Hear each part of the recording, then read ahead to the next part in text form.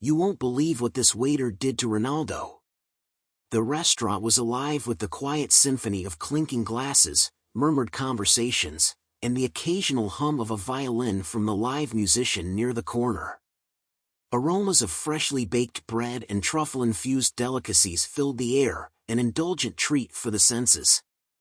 At a discreet table near the large floor-to-ceiling windows, Cristiano Ronaldo sat with his close friends, exuding an effortless elegance. His navy suit, tailored to perfection, complemented the diamond-studded watch on his wrist. For once, his face bore none of the tension that accompanied his relentless pursuit of excellence on the field.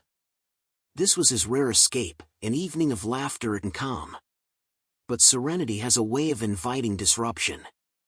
A waiter, with sharp features and an unmistakable edge in his step, approached Ronaldo's table. His uniform was crisp, but his demeanor was anything but professional. As he placed a bottle of wine on the table, his smirk lingered too long, his gaze daring, almost confrontational. "So," he began, his voice loud enough to catch the attention of nearby diners, "how does it feel to know Messi will always be better than you?" The room fell silent as if the world itself had paused. Conversations halted, forks stopped mid-air, and all eyes turned toward Ronaldo's table. A few gasps escaped from the guests who recognized the boldness, or foolishness, of the waiter's words. Ronaldo's companions shifted uncomfortably in their seats, unsure of how he would react. The man who had faced the fiercest defenders in football history now faced an unexpected opponent, a young, embittered waiter looking for his moment in the spotlight. For a brief moment, Ronaldo simply stared at him. His face betrayed no anger, no offense. Instead, there was a calm curiosity in his expression, as though he were studying a puzzle he hadn't quite solved. "Excuse me?" Ronaldo's voice was steady, composed, but it carried the weight of authority that only someone of his stature could wield. The waiter doubled down. "I'm just saying what everyone's thinking," he sneered. "Messi doesn't need to show off. He doesn't need the cars, the mansions, or the cameras. You're just flashy." A ripple of murmurs spread through the restaurant. Some diners watched in shock, others in anticipation of Ronaldo's reaction. The waiter, emboldened by the growing attention, crossed his arms, a triumphant smirk playing on his lips. Ronaldo leaned back in his chair, his hand resting lightly on the table. The calmness in his demeanor was almost unnerving. He didn't interrupt or raise his voice. Instead, he allowed the moment to stretch, letting the waiter's words hang in the air like a sour note in an otherwise harmonious melody. "You seem to know a lot about me," Ronaldo said finally, his voice measured, almost kind. "But I don't know anything about you. What's your name?" The question caught the waiter off guard. His smirk faltered for a fraction of a second before he straightened. "Miguel," he said, his tone still defiant.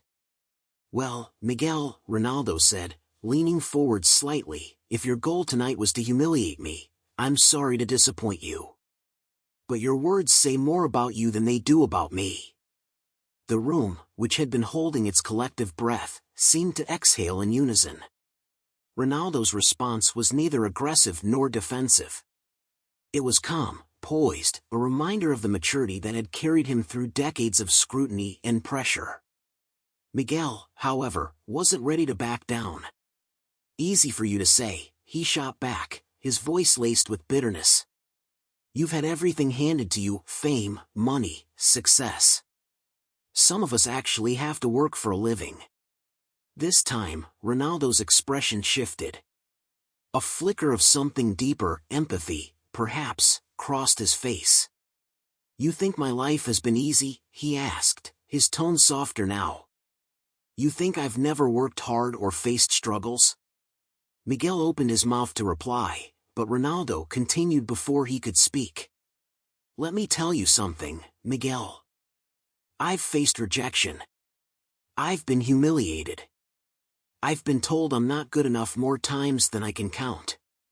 But I didn't let those things define me. Instead, I worked harder. I became better. Not to prove them wrong, but to prove to myself that I could rise above it all. The room was utterly silent now. Even the faint music from the violin seemed to have stopped, as if the musician himself were captivated by the exchange. Miguel looked like he wanted to argue, but the words seemed to stick in his throat. There was a vulnerability in his eyes now, a crack in the armor of defiance he had worn so confidently just moments before. Ronaldo leaned back again, his expression softening. I don't know what's happened in your life to make you feel like this, but carrying that bitterness won't help you. Trust me, I've been there. It only weighs you down. For the first time, Miguel looked unsure of himself. The triumphant smirk was gone, replaced by a flicker of doubt. Around the room, the diners watched in stunned silence, the tension dissipating into something closer to reverence. Now, Ronaldo said, a small, almost fatherly smile on his lips, if you're done trying to prove your point, I'd like to enjoy my dinner. And if you'd like to talk about football, or anything else, once your shift is over, you're welcome to join us. Miguel blinked, completely taken aback. He had expected anger, defensiveness, maybe even an insult. But this calm, measured kindness? He didn't know how to respond. Before he could say anything, Ronaldo picked up his glass of wine and raised it slightly. To growth, he said, addressing no one in particular but everyone at the same time. The diners, still stunned, began to clap softly, the applause growing louder as the tension in the room finally broke. Miguel stood frozen, his face a mixture of confusion and something else, perhaps shame, perhaps regret. As Ronaldo turned back to his friends and resumed his meal, Miguel walked away slowly, his head down. The confrontation he had sought so eagerly had not gone the way he had imagined, and the humiliation he had hoped to inflict had only reflected back on himself. Little did he know, this was only the beginning of a much larger lesson, a lesson that would change the course of his life forever. Miguel retreated to the back of the restaurant, his steps heavy, his mind racing. The confrontation had not gone as he envisioned. In his mind, he had seen himself walking away victorious, leaving Ronaldo flustered, perhaps even embarrassed. Instead, he felt exposed, stripped bare by the calm wisdom of the football legend. As he entered the kitchen, the cacophony of pots clanging and chefs shouting orders barely registered. Miguel leaned against the counter, staring at his reflection in the shiny metal of a fridge door.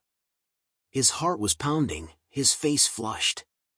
What was that all about? One of the other waiters asked, a mixture of curiosity and concern in his voice. Miguel shook his head, muttering, nothing. Just someone who thinks they're untouchable. But even as he said the words, they felt hollow. Deep down, he couldn't shake the way Ronaldo had looked at him, not with anger, but with understanding. It was disarming, unsettling even, to see someone of his stature respond with such grace. The rest of the evening passed in a blur. Miguel went through the motions of serving tables, his mind replaying the encounter over and over. Each time, he imagined a different outcome, one where he had the upper hand. But no matter how many times he rewrote the scene in his head, he couldn't deny the truth. Ronaldo had taken the high road, and it had left Miguel feeling smaller than ever. As the restaurant emptied out and the staff began cleaning up, Miguel found himself lingering near the bar, his hands busy wiping down glasses, though his thoughts were elsewhere. He glanced toward the corner table where Ronaldo and his friends were still seated, their laughter and conversation flowing easily. They looked relaxed, unaffected by the earlier drama. Why does he get to have it all? Miguel muttered under his breath. What are you talking about? One of the bartenders asked, raising an eyebrow. Miguel hesitated, then shrugged. People like him. They live in their own world. Fame, fortune, everything handed to them. They don't know what it's like to struggle. The bartender snorted. You think Ronaldo didn't struggle? Man, you need to read up on him. Kid grew up dirt poor, left home at 12 to chase a dream, and worked harder than anyone to get where he is. You think that was easy? Miguel frowned, his grip tightening around the glass in his hand. He didn't want to admit it, but the bartender's words struck a chord. He had heard snippets of Ronaldo's story before, but he had never paid much attention. To Miguel, Ronaldo had always been the symbol of everything he resented: wealth, privilege, success that seemed unattainable for someone like him. But now, standing there in the dimly lit bar, Miguel felt the weight of his own bitterness pressing down on him. "Hey," a voice interrupted his thoughts. Miguel looked up and froze. Ronaldo stood before him, his towering presence even more imposing up close. He was no longer surrounded by the glow of chandeliers or the safety of his table. Here, under the harsher light of the bar, he seemed almost ordinary. Almost. "Do you have a minute?" Ronaldo asked, his tone polite but firm. Miguel nodded, unsure of what else to do. Ronaldo gestured toward one of the empty stools. "Sit," he said, and Miguel obeyed, feeling like a schoolboy about to be reprimanded by a teacher. For a moment, Ronaldo didn't say anything. He simply watched Miguel, his expression calm but thoughtful. Then he spoke. "Do you know why I didn't react the way you wanted me to earlier?" Miguel shook his head, his throat dry. "Because I've been where you are," Ronaldo said, his voice low but steady. "I know what it feels like to be angry at the world, to think everyone else has it easier than you. I know what it's like to feel small, like nothing you do will ever be enough." Miguel's eyes widened, caught off guard by the unexpected vulnerability in Ronaldo's words. "But here's the thing," Ronaldo continued. "You can let that anger consume you, or you can use it to fuel something better. You have a choice, Miguel. We all do." Miguel opened his mouth to reply, but no words came out. He felt a lump in his throat, the sting of unshed tears. He wasn't used to this, being seen, being understood. "I don't know what's happened in your life to make you feel this way," Ronaldo said, his gaze steady, "but I can tell you this, holding on to bitterness will only hurt you in the end.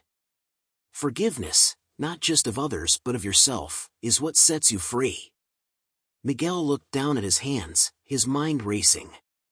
He wanted to argue, to push back, but he couldn't deny the truth in Ronaldo's words. He thought about the years of resentment he had carried, the way it had shaped him, hardened him. For the first time, he wondered what it might feel like to let it go. Ronaldo stood, placing a hand on Miguel's shoulder. "Think about it," he said simply, before turning and walking back to his table. Miguel sat there for a long time, staring at the bar, his thoughts a tangled mess. For the first time in years, he felt something shift inside him, a crack in the armor he had built around himself.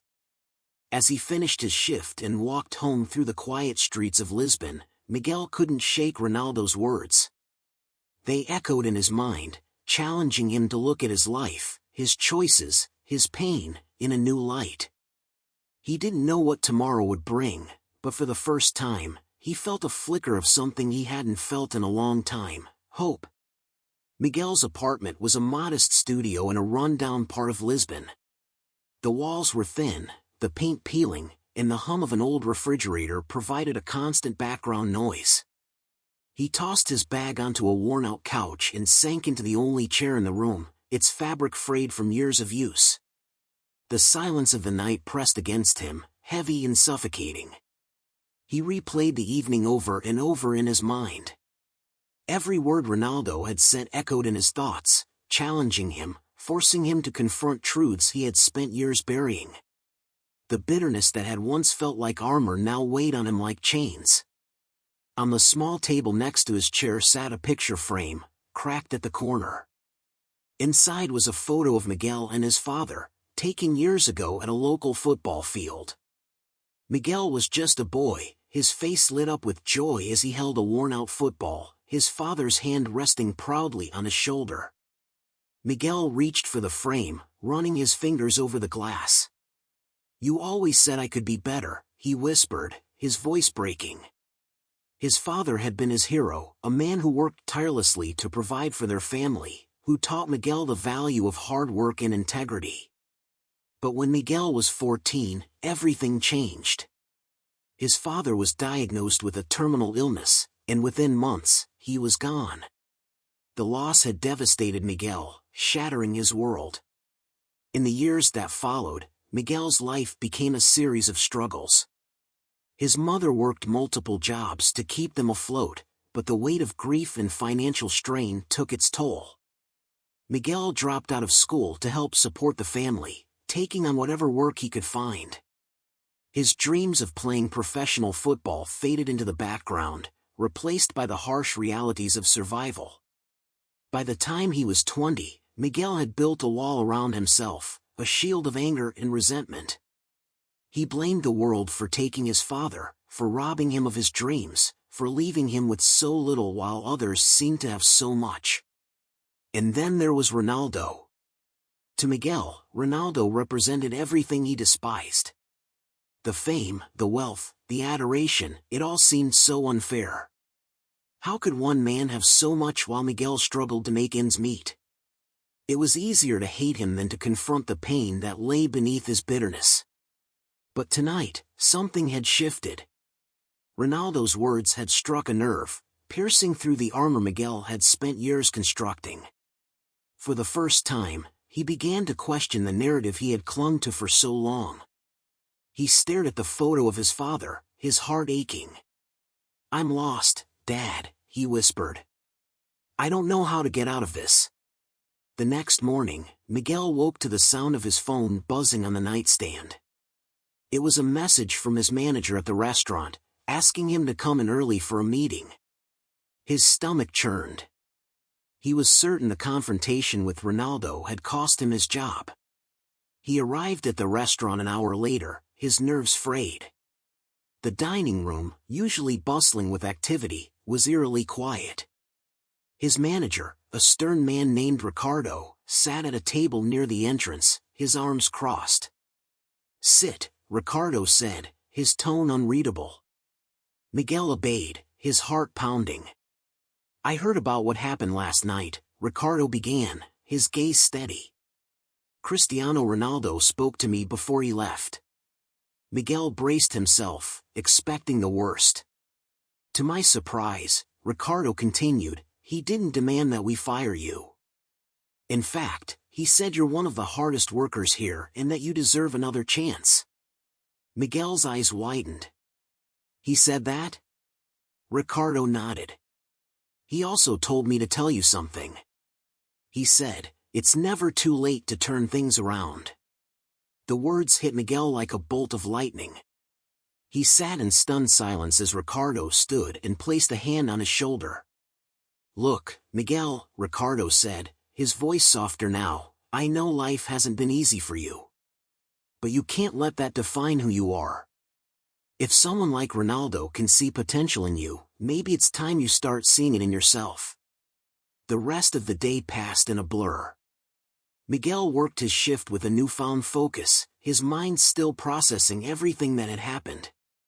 For the first time in years, he felt a spark of something he had almost forgotten, the desire to be better, to rise above the pain and anger that had consumed him.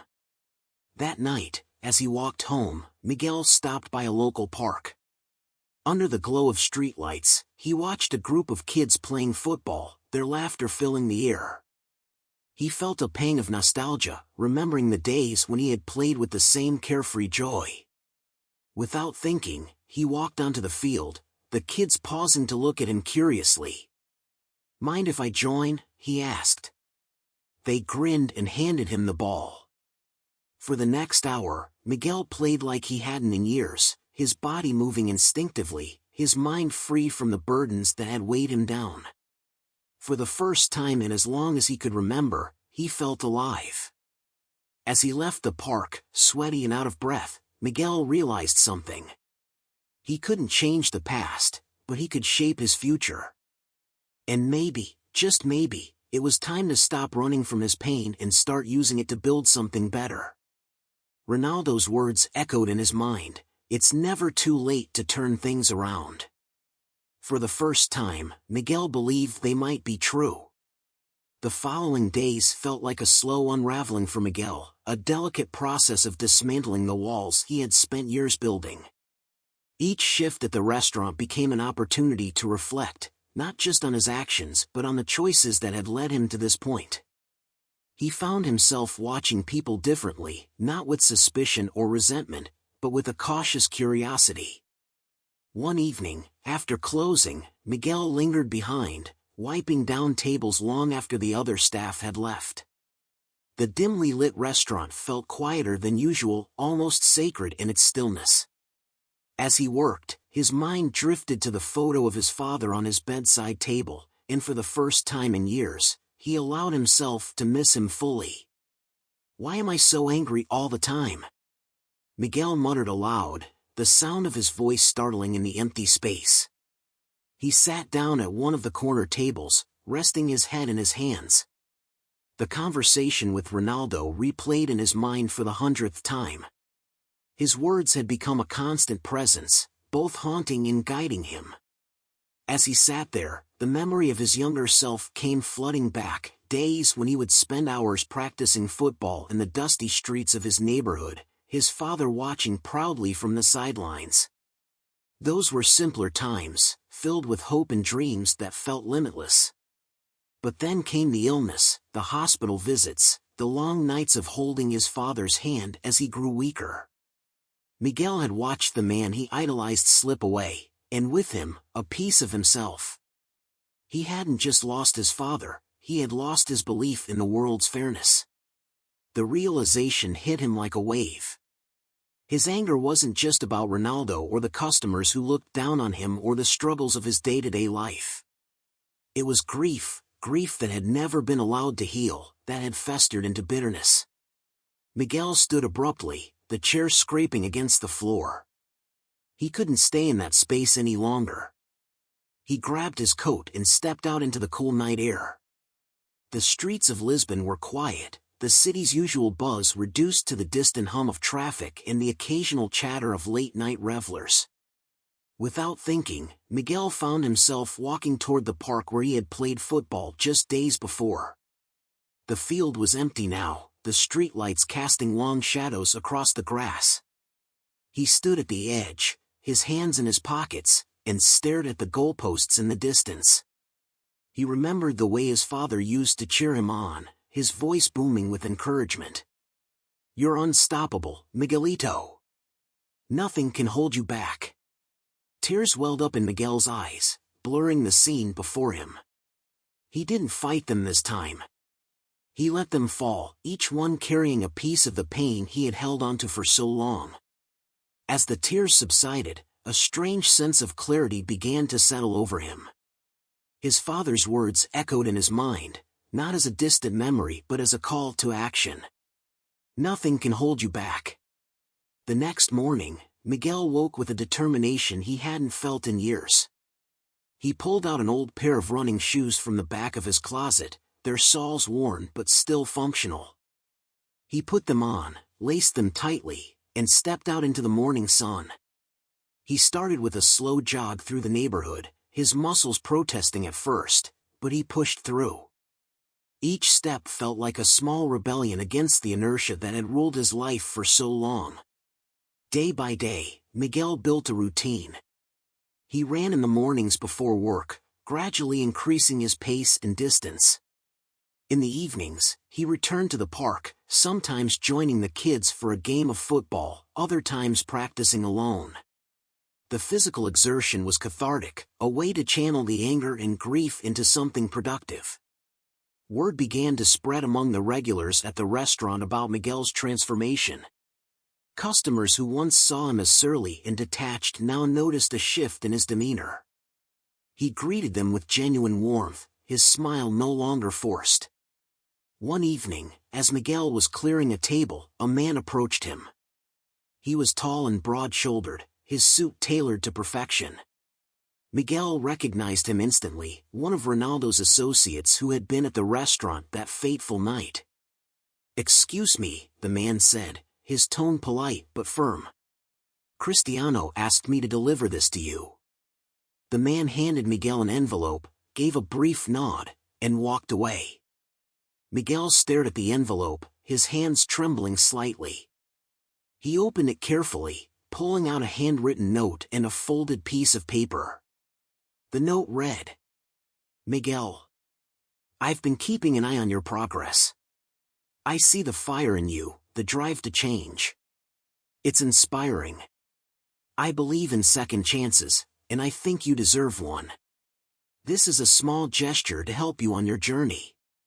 Don't let it go to waste. All the best.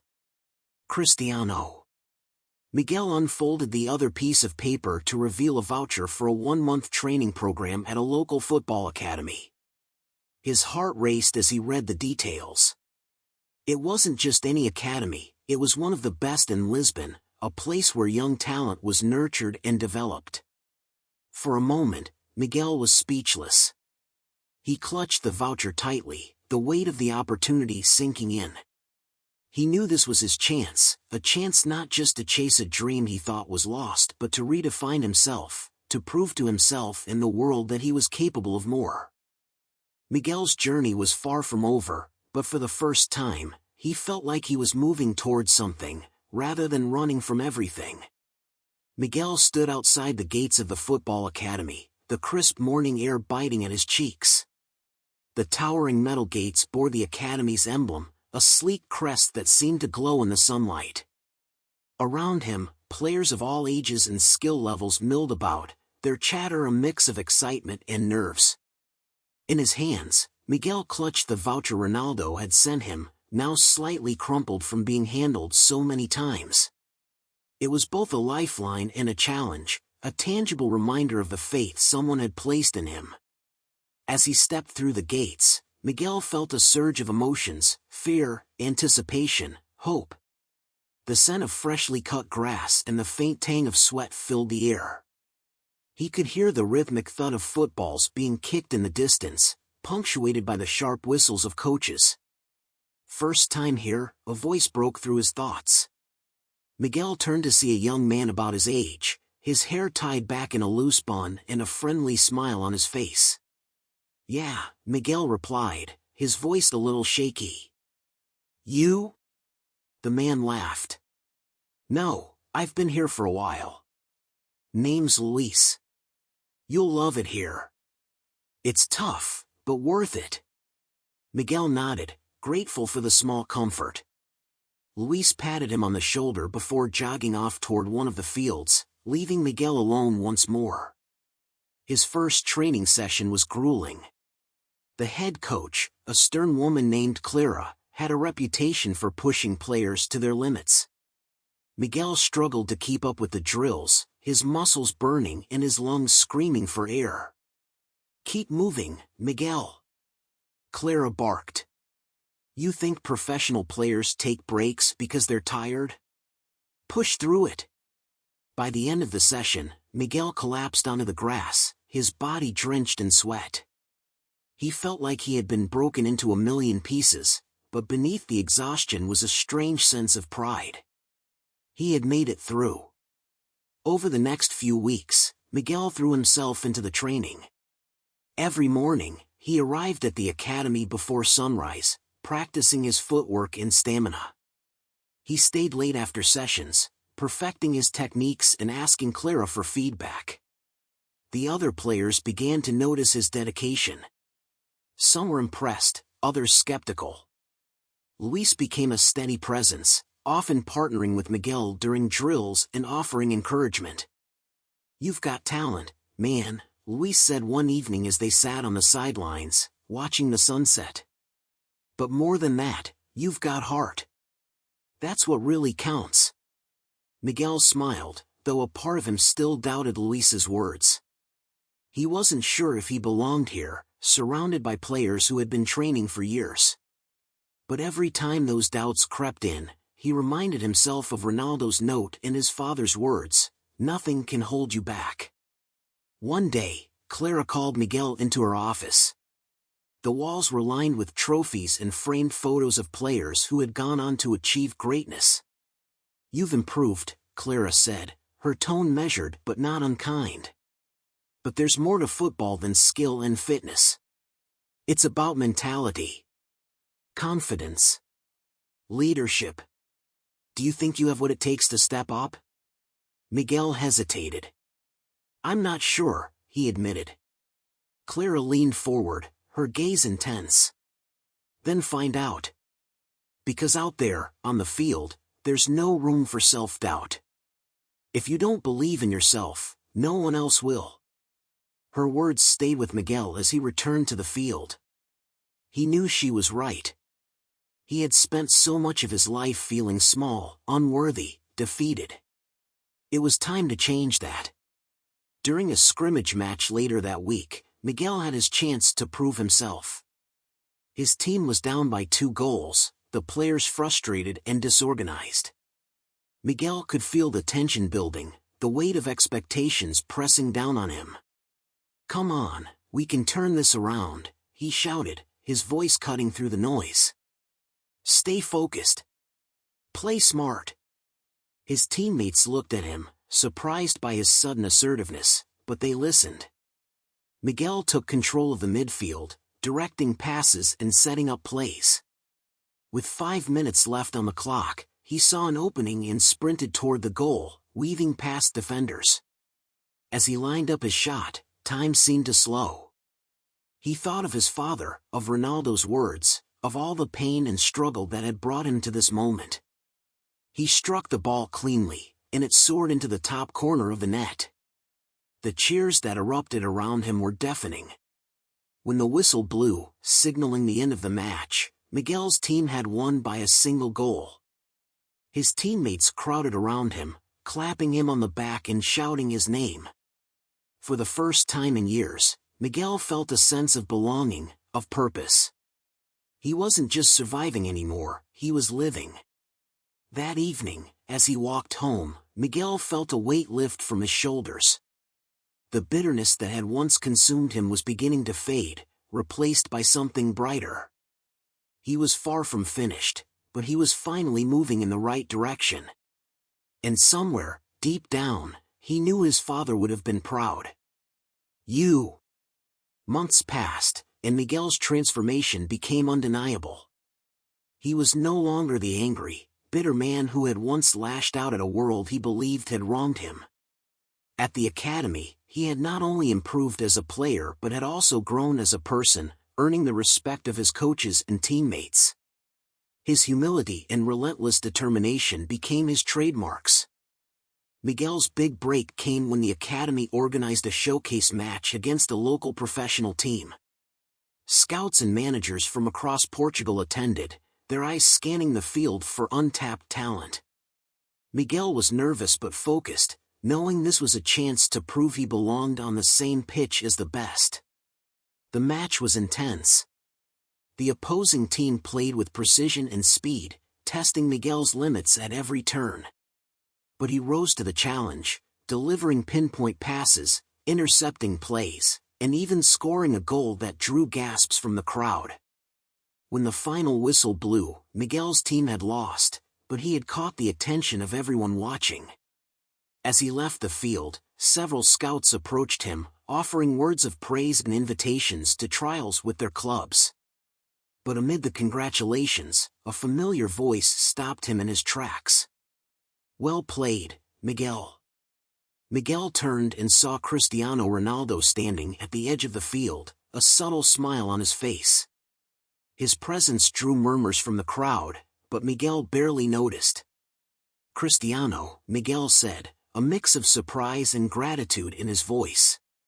"What are you doing here?" Ronaldo gestured toward the field. "I came to see how far you'd come. And you didn't disappoint." Miguel's chest swelled with pride. "Thank you. For everything. I wouldn't have made it here without you." Ronaldo shook his head. "Don't thank me. You did the work. I just gave you a nudge in the right direction." As they spoke, Miguel's coach, Clara, approached, holding a phone in her hand. Her expression was serious, and she gestured for Miguel to step aside.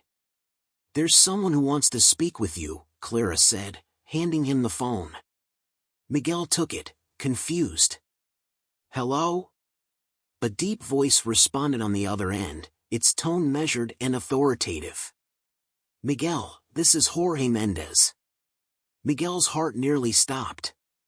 Jorge Mendes, one of the most influential agents in football, was calling him? "I watched your match today," Mendes continued. "You have raw talent, and more importantly, you have the drive to succeed. I'd like to discuss representing you." Miguel was speechless. Mendes's clients included some of the biggest names in football, and now he wanted to represent Miguel? Yes, of course," Miguel stammered. Mendes chuckled. "Good. We'll talk soon. Keep working hard."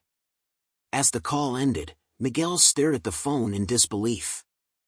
This moment felt like a dream, a culmination of all the pain and effort that had brought him here. Later that evening, as the crowd dispersed and the field emptied, Ronaldo approached Miguel one last time. "You've proven something important, Miguel," Ronaldo said, his gaze steady.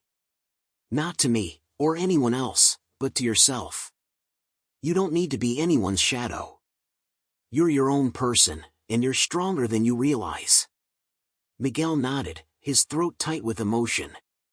"I never thought I'd get here. I spent so long angry at the world, thinking it owed me something. But I see now. I was only holding myself back." Ronaldo placed a hand on Miguel's shoulder. "Pain can either break you or make you stronger. You chose strength. Never forget that." As Ronaldo turned to leave, Miguel called out, "Wait." Ronaldo paused, looking back. "I need to ask," Miguel said. "Why did you help me? You didn't have to. Especially after the way I treated you." Ronaldo smiled, a flicker of something unspoken in his eyes. "Because someone once did the same for me. And because I saw in you what others might miss, a fighter. Don't waste it, Miguel." And with that, Ronaldo walked away, disappearing into the night. Miguel stood there, the weight of the moment sinking in. He had spent so long resenting Ronaldo, blaming him for his own shortcomings. But now, he saw the truth: greatness wasn't about being flawless or untouchable. It was about lifting others up, even when they didn't deserve it. The plot twist came weeks later. As Miguel prepared for his first trial with a professional team, he received an unexpected envelope in the mail. Inside was a letter and an old photograph. The letter was from Ronaldo. "Miguel, there's something I never told you. Years ago, when I was just starting out, I met someone who changed my life. He was a small-time coach in Madeira, but he believed in me when no one else did. That man was your father." Miguel's hands trembled as he read on. "He used to talk about you during training sessions. Said you were going to be even better than me someday. When I heard your name at the restaurant, I wondered if it was a coincidence. But when I saw you, I knew. You have his spirit. And now, you have his chance. Make him proud." Miguel stared at the photograph, tears streaming down his face. It was of his father and a young Ronaldo, standing together on a dusty field, their arms around each other. At that moment, Miguel understood everything. His journey wasn't just about football or success. It was about honoring his father's legacy, finding his own path, and becoming the man he was always meant to be. As Miguel stepped onto the pitch for his trial, he carried not just his father's dreams but his own, a testament to the power of resilience, forgiveness, and the belief that it's never too late to turn things around.